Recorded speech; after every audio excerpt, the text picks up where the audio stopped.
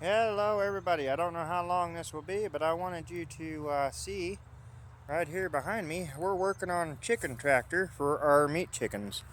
I still have to flip it over and brace the bottom. I'll be putting boards across the front like I did here in the back, but this is just extra materials I had laying around. Some one buys for the roof. The sides are pallets, and then I'm covering the side and wrapping it over the top with some of the metal from the mobile home that we're tearing down. So our meat chickens are a little bit hot and stuffy in our feed room. I had to cover the window to keep the storms from blowing rain in there on top of all of our feed and bedding and stuff. So there's not a whole lot of airflow in there right now. And I don't want broilers before I'm ready for broilers. They're not even big enough. I mean, I might as well eat some quails as big as they are. So anyway, um, that's my project for today we're working on. I did get another pepper plant to replace the one that we can't find. Unfortunately, I'm not going to be able to do the broccoli. Um, there's just not a point in starting it right now for one little plant. It'll never catch up to the other ones. So we will be planting some beans and some zucchini. I'm waiting for more rainfall this week. I know the news has talked up to 5 inches. We'll see um, what we get here. We did try to put a barrier up to block the water. And the reason I have you facing me is so I can watch and make sure I'm not cut off. So just bear with me. But we put some metal again from the mobile home along here trying to block the water. Next year, it is lesson learned. We're doing rows the other way. But you can see right here where it's washed out again. We came in and fixed it. Unfortunately, water is getting through our metal there.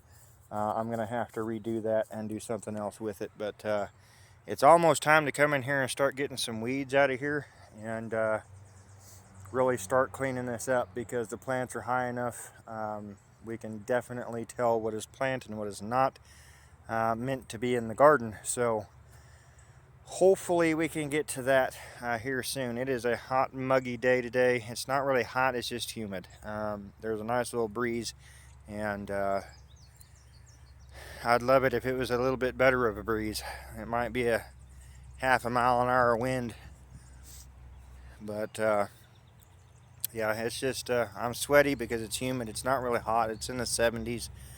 The truck, I believe, said 72 or 75 this morning, I think. I don't remember.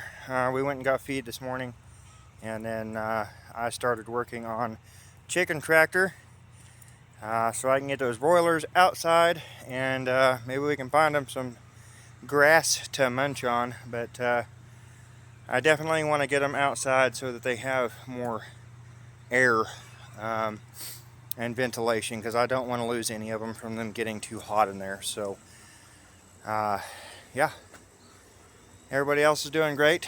As soon as I get a chance, I will try to get a video done of that.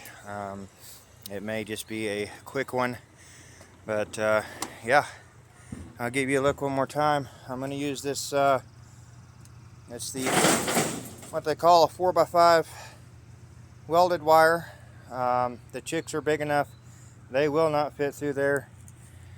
And I'll probably put some chicken wire around that as well. I don't have any of the fabric, or I would be using that. But that stuff is expensive, and it's just not in the budget right now, so I'm using what I have. I have some spare chicken wire laying around, so I can add that to this wire, and I think we'll be okay. I'm not too worried about anything getting them, because I free range my chickens all day, every day. They're out from about 9 a.m. to right now it's right around 8:30 p.m. When it gets dark here. So I haven't had any issues. I'm going to have part of the top closed, part of it open. Probably 3/4 of it is going to be closed. And then what you see there on the sides there and the front will be open for airflow and circulation there. So I'm not making it airtight. I'm not making it 100% predator proof and rain proof and all that. I'm just doing the best I can with what I have. They should stay fairly dry, but I live on a hill, so water's going to get in whether I seal it or not. So we're going to make it to where they can get out of the weather, and that's what I care about. They get fat, they get nasty on the bottom, and it's just the way it is. So yeah, stay tuned, and we'll see if we can move this thing once I'm done. I'm probably going to end up needing help doing it, but I'm still trying to figure out what I want to do to it to try to make it easier to move for one person. But I'm trying to build it as light as possible, which is why I love using the metal with the mobile home. It's a real light metal, and yeah, it'll tear easy, but I plan on doing what I can to keep them safe, especially if severe weather is coming. We'll try to anchor it down and all that. And I may even try to put them in the coop or something, and then bring them back out. But we'll cross all that bridge, when we get there. I definitely don't want stuff, puncturing the side from high winds and things like that. But we haven't had any that have really been throwing things around. So I don't think we're going to have a big issue there, but during severe weather, we do everything we can to make sure these animals are safe and not in harm's way as much as possible. Obviously, there's not much we can do about tornadoes, and it is that season, but we're not in Tornado Alley, not yet. These wasps are ridiculous. If you're wondering what I'm swatting at. So yeah, we'll make sure they're safe and able to, not blow away in the wind and all that. But yeah, it feels good to get this done. I've been trying to figure this out for some time now, and I came up with this idea this morning, and we're making it work. I'm literally just using pallets 1-bys. I snatched a 2x4 out of the mobile home stuff, and yeah, it's coming together. It's coming together. I'm probably going to brace the bottom with 2x4s, just so it's a little bit thicker down there, and that's going to be what's sitting on the ground, and hopefully they won't rot through as fast as a 1-by, and it'll be easier to replace and all that. So I was able to find these pallets from a metal shop. I think they build gutters. They get these real long, they're 8 foot long, some of them are 10, 12 foot long pallets, and they're not very wide. I want to say like 2.5 feet maybe. Let's get the measuring tape on it, and we'll find out, because I don't remember. I didn't measure them. I just knew they would work for what I'm doing. So from the bottom to the top, yeah, we're 2 foot 3 inches for the pallet itself, and then adding what I put on it. So yeah, a little under 2.5 foot wide, by 8 foot long are those pallets, and then I have made it 4 foot wide, so it should give plenty of room for them to roam around in there. We only have 14 chicks. I'm hoping we don't lose another one, but it should be plenty enough room for them, and should be plenty of room between batches and all that, because they're starting to get kind of hard to come by, and I don't know if I want to rely on ordering them again or not.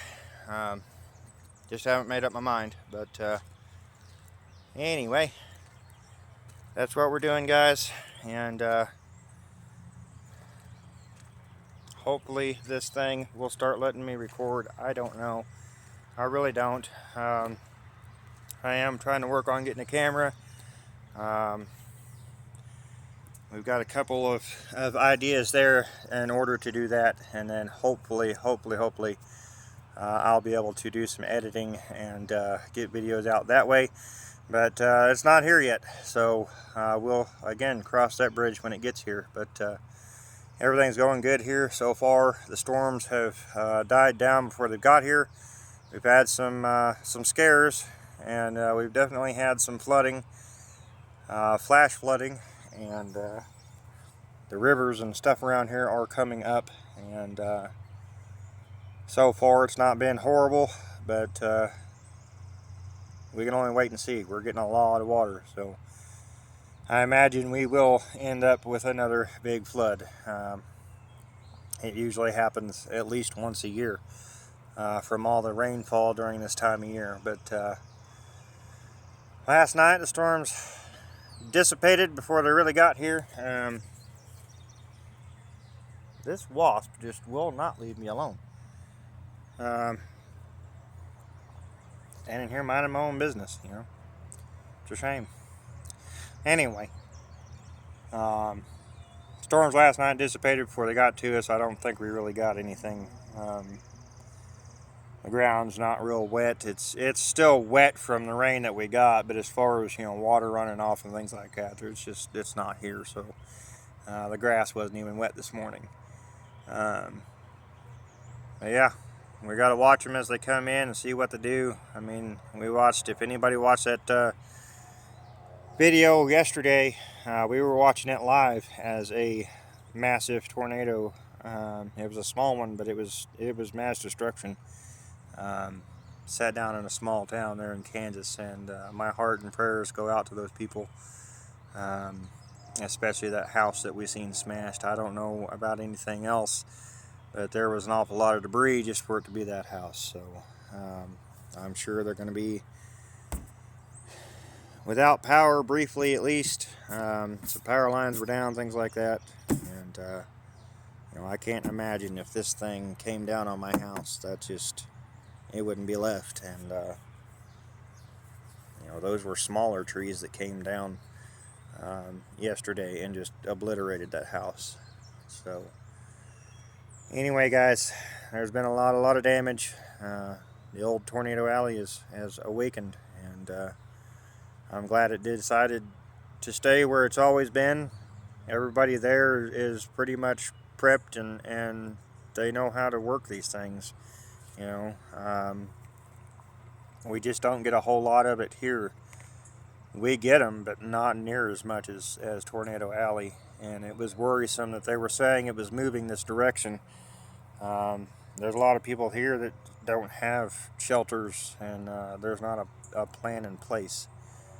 A lot of the storm shelters and stuff that used to open up don't open up anymore, and it's kind of a shame, really, as people can't prepare at that point. But I know Texas and Oklahoma and Kansas and Iowa and all that, it doesn't make it any better that there's damage and things. Absolutely not. But you know, they're more equipped from dealing with these storms for many years, you know, than anybody else is.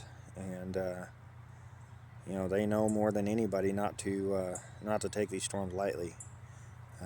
That storm was not even warned. It didn't even look like one that would produce, but it produced, and it produced out of the middle of nowhere.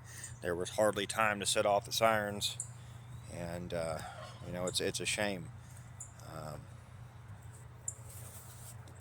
But so far we've been lucky here, we've been fortunate here, and my heart, like I said, absolutely goes out to anyone that has had to deal with damages. You know, it was bad enough we lost our greenhouse just to some wind, and you know, that was devastating because I wanted to get the hay out of there and use that greenhouse. I was very looking forward to that. I haven't had a greenhouse. I built the shed that I used as a greenhouse for a little while, and we turned that into a chicken coop, and you know, I didn't have a greenhouse. I was really wanting to start doing stuff with the greenhouse, you know, and being able to get the garden ready early and things like that. And that's not going to happen because our greenhouse is done. It's gone. The frame's all bent up. The top got took off, and I haven't been able to get over here and take it completely down yet because it's on top of the hay. So that will happen here soon. But yeah, for those of you that didn't watch the previous videos, right here's my greenhouse. It's down over the hill.